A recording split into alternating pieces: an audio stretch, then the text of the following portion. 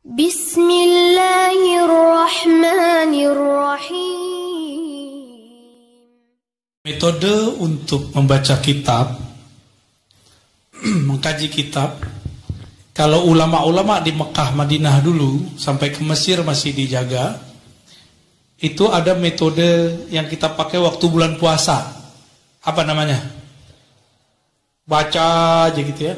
Itu untuk ngambil berkah. Itu namanya tabarruk. Lalu yang kedua ada namanya tafaqquh. Jika ingin menjadi orang yang dapat keberkahan, cukup khatam-khataman. Baca dari awal sampai akhir, baca aja nggak ada penjelasan. Itu cukup dengan majelis Ramadan, Rajaban ya. Di sini masih jalan Pak Kiai? Alhamdulillah. Tapi biasanya santri-santri tidur. Nih saya lihat mukanya muka tidur kalau pas lagi ya, kelihatan muka antum tuh ya, wajah-wajah kepalanya keberatan kitab. Ada metode tafaqquh. Tafaqquh ini metode taklim yang standar, yaitu transfer pemahaman guru memahami baca kitab kepada murid. Bagaimana caranya supaya khatam jangan terpecahkan konsentrasinya oleh hasyiyah? Maka kurikulumnya harus dibuat sebelum masuk. Walaupun kita nih dulu diajar nggak perlu pakai kurikulum, tapi si guru harus membuat target di dirinya sendiri. 2-3 pertemuan khatam. Jangan kemudian pakai euforia. Saya bisa menjelaskan satu baris 20 hari. Ya, ente hebat, tapi santri nggak butuhin gituan. Ya, pusing kan antum satu baris 20 hari. Sotoy namanya ya. Sok tahu. Nggak masanya begitu. Kalau mubtadi, pemula, cukup mengerti teks dan maknanya. Syukur-syukur hafal. Itu yang mubtadi. Mengerti teks dan maknanya, udah selesai. Maka mesti khatam. Ya. Dan untuk pemula, kalau fikih belajarnya mesti pakai contoh. Jadi ustadz ketika masuk ke bab thaharah harus langsung ada air di depan. Cara wudhu ala kitab ini gitu.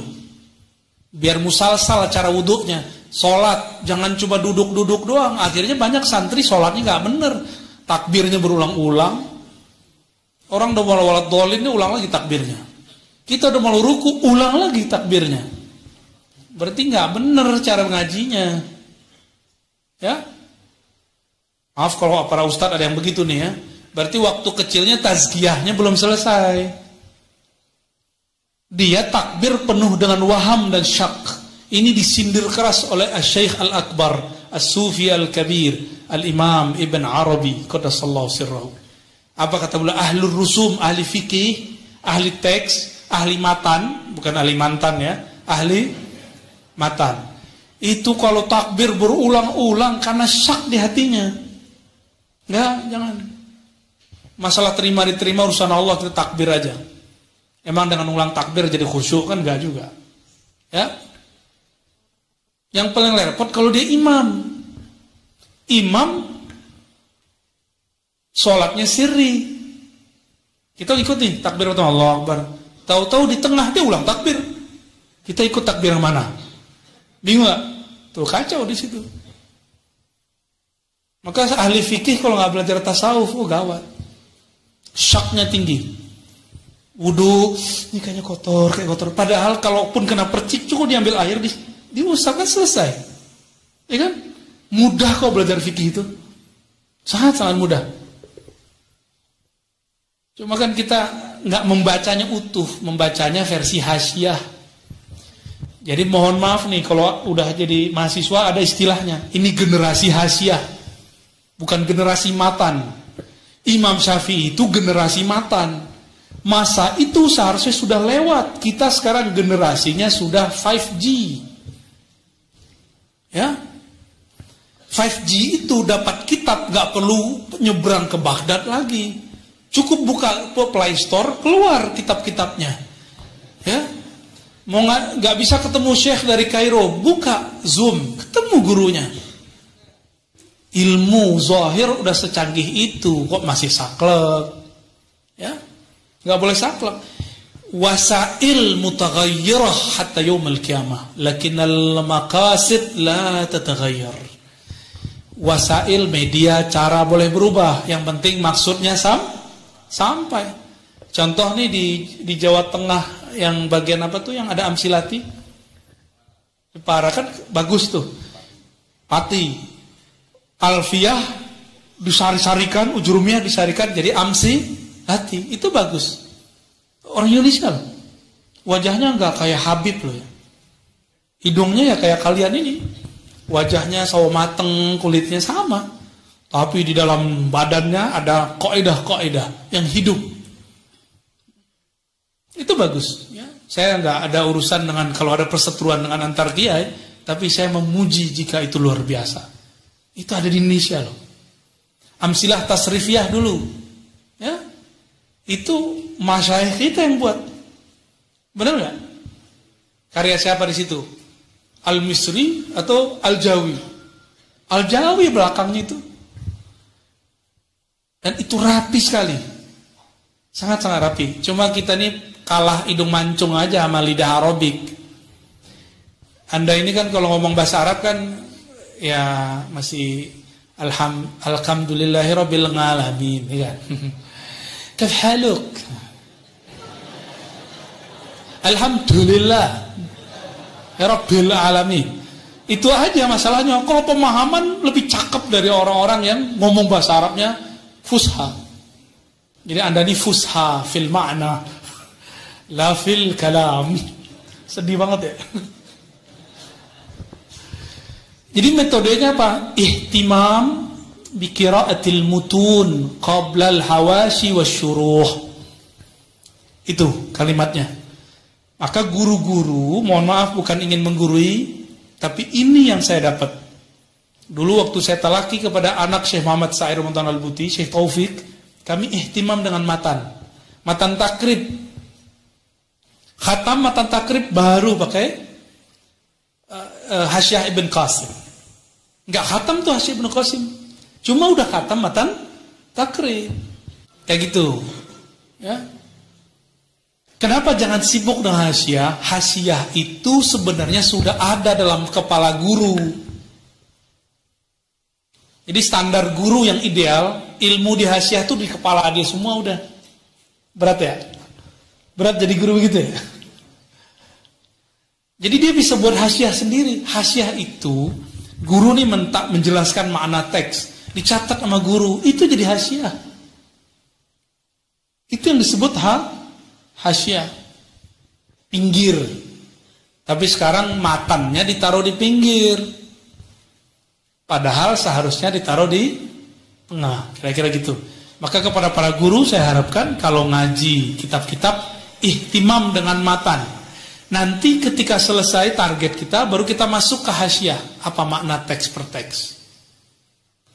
Terus, oh ya tadi kamu tadi nanya itu ya, cara debat ya. Ah, ini nyambung nih. Jika ada bahsul masail fiqhiyah, mesti ada bahsul masail kalamiyah. Lalu yang ketiga ada bahsul masail hadithiyah. Minimal 3 ini.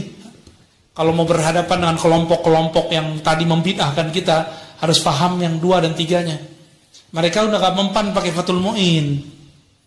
Kejadian di Jakarta, Ustadz pakai Fathul Mu'in, I'anatul Talibin. Si dia ini, kelompok Wahabi ini pakai Sahih Bukhari. Apa kata dia? Masa ente pakai I'anatul Talibin lawan saya yang pakai Sahih Bukhari. Tuh, cemen kan antum digituin? Repot kan? Kalau orang pakai Sahih Bukhari, lawannya Sahih Bukhari. Gitu. Minimal Sahih Muslim, ya kan?